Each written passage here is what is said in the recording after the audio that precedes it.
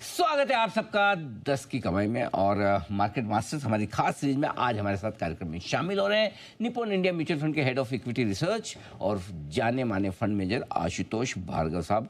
आशुतोष जी, good morning, बहुत बहुत स्वागत है आपका सर, धन्यवाद। युद्ध के माहौल में सर कैसा फील कर रहे हैं, बताइए सर। नमस्कार अनिल जी। नमस्कार। देखिए, अनिश्चितताएं तो बहुत है, राइट। बट एक चीज निकल के आ रही है, इन अनिश्चितताओं के बावजूद भी मार्केट ऊपर ही जा रहा है। तो कहीं ना कहीं मार्केट जो एक फॉरवर्ड लुकिंग बीइंग है, वो ये देख रहा है कि शायद सेकेंड हाफ में जो अर्निंग्स ग्रोथ है उनमें एक रिवाइवल मार्केट को दिख रहा है।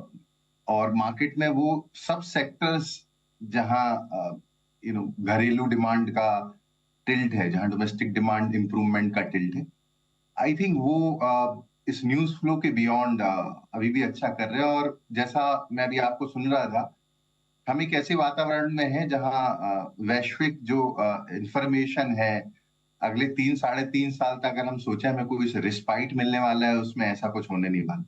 तो जो हमें जो समझ में आता है, जो कि अर्निंग्स है, वैल्यूएशंस है, इन्वेस्टर्स को उसी पे फोकस करना चाहिए। और वहां आउटलुक 6 महीने पहले से अभी बेटर लग रहा है।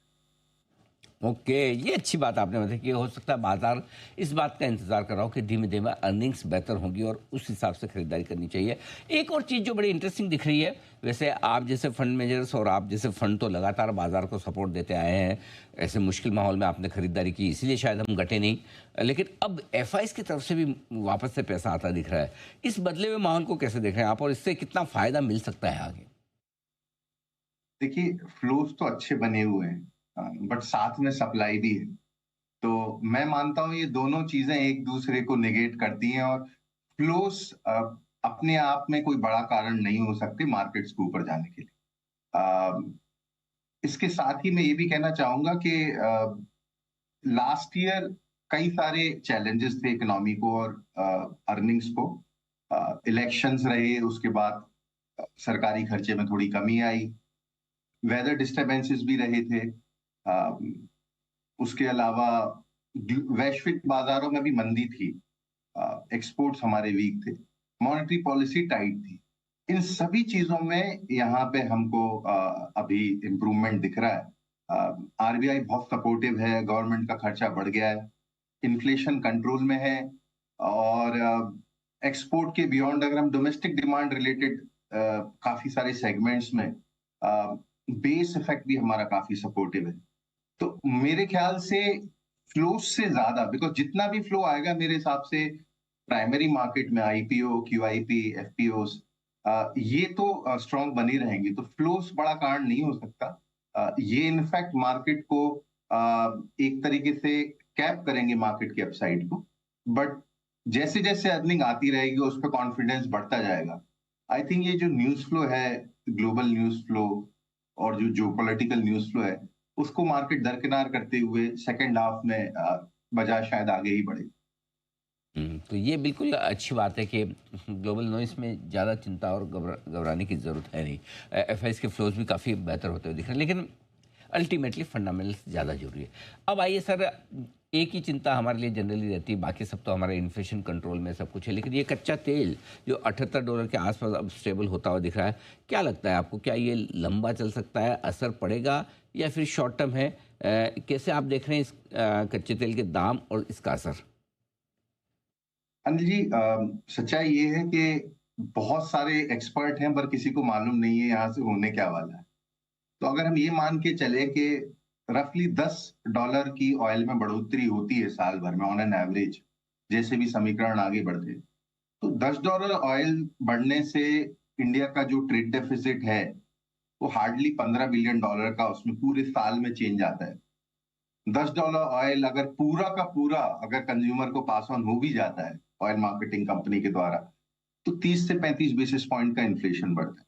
तो कोई बहुत बड़ी बात नहीं है जिस हिसाब से हमारे फॉरेक्स रिजर्व्स हैं, जिस हिसाब से हमारा इन्फ्लेशन है, और जिस हिसाब से एक बहुत ही सेंसिबल आरबीआई जो हमारे पास है, जो कंटिन्यूअसली लिक्विडिटी सपोर्ट प्रोवाइड कर रहा है, कंटिन्यूअसली आईएनआर को सपोर्ट कर रहा है, उस कॉन्टेक्स्ट में मुझे नहीं लगता अभी तक का जो क्रूड में वृद्धि हुई, उस पे हमें घबराना चाहिए।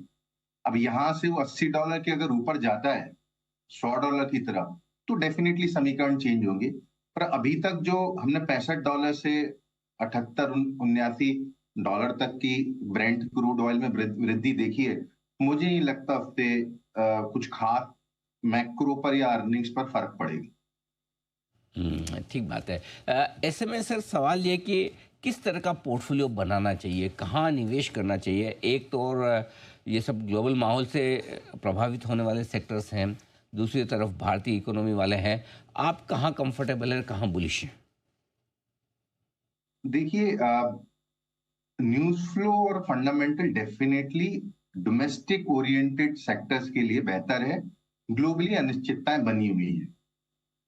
उस कॉन्टेक्स्ट में कंज्यूमर डिस्क्रिशनरी या कंजम्पशन डिमांड एक ब्राइट स्पॉट दिख रहा है। पिछले 1-2 सालों में इसमें हमने प्रेशर देखा, बट कंजम्पशन में मुझे लग रहा है काफी सारे फैक्टर्स यहाँ से फेवरेबल हो रहे हैं।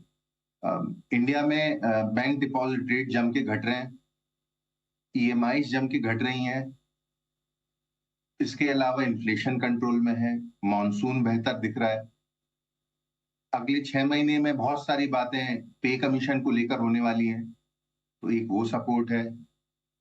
नेट नेट कंजम्पशन के लिए काफी सारी टेलविंड है, इंक्लूडिंग गवर्नमेंट सपोर्ट। तो वेलफेयर स्कीम रूरल को सपोर्ट करती है, टैक्स कट अर्बन कंज्यूमर को सपोर्ट करता है।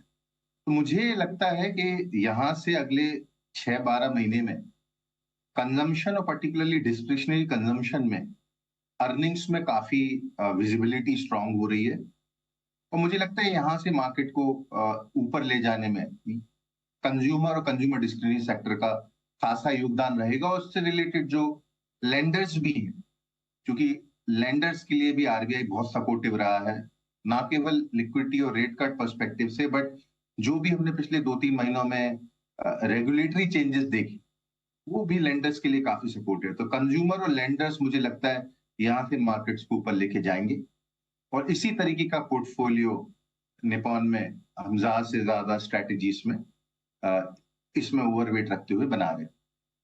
कंजम्पशन से जुड़े हुए सेक्टर्स बाजार को ऊपर ले जा सकते हैं, लेकिन बैंकिंग फाइनेंशियल सर्विसेज इस सेक्टर पर अब आपका क्या व्यू है? क्या अभी भी तेजी बाकी है, या फिर पॉलिसी के बाद और रेट कट वगैरह सारे अब प्राइस में आ चुके हैं? मुझे नहीं लगता बहुत सारी चीजें अभी भी पूरी तरीके से पॉजिटिवली डिस्काउंटेड हुई हैं। तो मार्केट को काफी घबराहट थी निम्स को लेकर, मार्जिन्स को लेकर।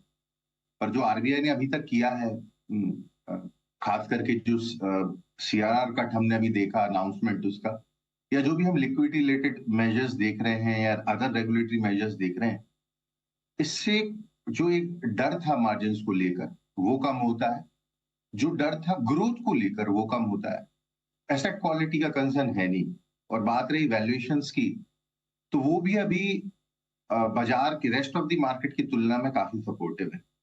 मुझे लगता है लेंडर्स में ये जरूर है कि अगले 1-2 क्वार्टर्स में कोई बड़ा अर्निंग्स में सरप्राइज नहीं आएगा, बट अगर हम सेकेंड हाफ की या अगले कैलेंडर ईयर 2026 की बात करें, तो यहाँ हमें अर्निंग्स का एक खासा सपोर्ट दिखता है।